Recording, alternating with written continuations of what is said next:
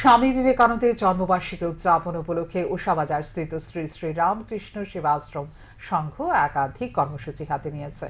শুক্রবার মোট 40 জনের হাতে ফুটবলের জার্সি তুলে দেওয়া হয়। তরুণ প্রজন্মকে নেশামুক্ত রাখতেই তাদের মূল লক্ষ্য। সুস্থ মন, সুস্থ দেহ এবং সুস্থ সমাজ করার লক্ষ্যেই তাদের প্রয়াস। জার্সি প্রদানের সময় উপস্থিত ছিলেন রামকৃষ্ণ সেবাশ্রম সংঘের বিভিন্ন পদাধিকারীরা। প্রাক্তন ফুটবলার চন্দন ঘোষ জানিয়েছেন, তিনি সুখময় স্কুলের মাঠ থেকেই ত্রিপুরা দলে খেলেছেন। এই স্কুলের মাঠ থেকেই ভারতীয় ফুটবল দলের জার্সি গায়ে জড়িয়েছেন। তিনি নেতৃত্ব দিয়েছিলেন ভারতীয় অনূর্ধ্ব 19 ফুটবল দলকে। তিনি চান সুখময় স্কুলের ছাত্রছাত্রীরা ত্রিপুরা দলের হয়ে যাতে আগামী দিনে প্রতিনিধিত্ব করতে পারে। তিনি আরো বলেন, স্বামীজির ভাবধারায় চললেই সমাজের পরিবর্তন হতে পারে। স্বামীজির চিন্তাধারায় ছেলে মেয়েদের উদ্বুদ্ধ করার জন্য তিনি অভিভাবকদের দৃষ্টি আকর্ষণ করেন।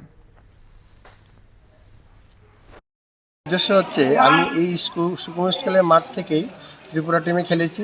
আমি এই সুকুমার স্কুলের মাঠ থেকে ভারতীয় ফুটবল দলের জার্সি গায়ে দিতে পেরেছি এবং এই সুকুমার স্কুলের মাঠ থেকেই আমি ভারতীয় দলের আন্ডার 19 টিমের নেতৃত্ব দিতে পেরেছি। এটা হচ্ছে আমার সৌভাগ্য। আমিও চাই এই সুকুমার স্কুলের বাচ্চারা পরবর্তী প্রজন্মে অ্যাটলিস্ট ভারতীয় দলে না খেলতে পারুক, ত্রিপুরা টিমের হয়ে যেন খেলতে পারে, ত্রিপুরার বড় ক্লাবে যেন খেলতে পারে, এটাই আমার উদ্দেশ্য।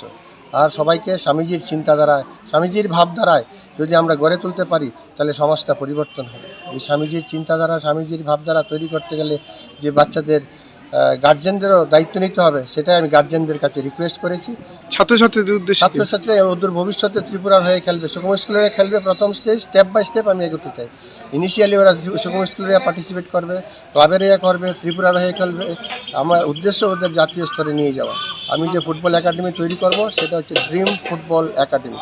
যদি জীবনের শেষ রক্তবিন্দু পর্যন্ত দিয়ে আমি চেষ্টা করব ড্রিম ফুটবল একাডেমি তৈরি করার জন্য। আগরতলা শহরে একদিন সবাই বলবে ড্রিম ফুটবল একাডেমি কোথাকার? উষাবাজার এলাকা। উষাবাজার, নরসিংহ, নারায়ণপুরের বা ছেলেরা না গেলে আগে টাউনে ক্লাবগুলি হতো না। এক এক সময় এখান থেকে 25-30টা ছেলে যেতাম টাউনে, বিভিন্ন ক্লাবে খেলতাম। স্পেশালি আমরা ইয়ুথ ক্লাবে খেলতাম। তখনকার আমাদের গার্জিয়ান ছিল আর কাঞ্জিলাল।